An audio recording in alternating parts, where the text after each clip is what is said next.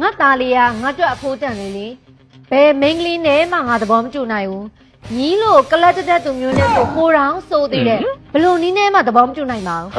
ဘူး ပြောလိုက်တာလေတာမောက်တကယ်စစ်တာ တိတ်ဆန်းလူကြီးတွေစကားပြောတာဝင်မပြောနဲ့ မောင်သားနေမမရှင်းမယ်နော်အန်ဒီစကားရတော့အများကြီးမပြောတော့ဘူးဒီမဲ့ဆွဲတဲ့ရွှေတလေးတွေကြည့်ပါဦး ဇွဲထက်ကလားကြိုက်ပါတယ်ဟောဒါလေးကလောက်လေးနဲ့ငါသဘောထားပြောင်းသွားမယ်လို့ထင်နေညီမသွားမှာပေါ့ ဒီမဲ့လေ ဟာသမီးလေးရဲ့အန်နီကလေအဲ့လောက်ထိသဘောထားသေးသိမ့်နေသူမျိုးမဟုတ်ပါဘူးကွယ်အနိတာနေကလေဘယ်တော့လောက်လက်ထက်မယ်လို့စဉ်းစားထားလဲလက်ထက်ပြီးရောဘာစီဘွားရေလုပ်မယ်လို့သမီးလေးစဉ်းစားထားလဲ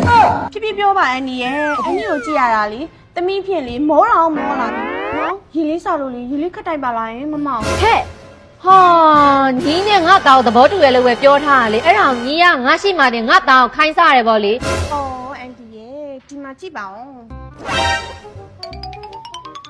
ဟာသမီးလေးကရေးစားရလားဩရေအင်းလေးတောက်ရမှာဗောသမီးလေးရဩရေမတောက်ပါနဲ့သမီးလေးခေါင်းကြီးအောင်လို့လေတက်မြရေးလေးတောက်လိုက်ပါလားဒါသမီးအတွက်လေတက်မြရေးလေးဖြော်လာဘာကြောင့်ကြီးညာကြီးဖြော်လာတော့မြန်တော့ငါသမီးလေးအတွက် သမီးလေးဒီလိုတိုင်းလားတတောင်းတတာလေးနေတော့ကိုအိမ်ကိုရလို့သဘောထားသိလား Biggest branded quality first, rank and job, so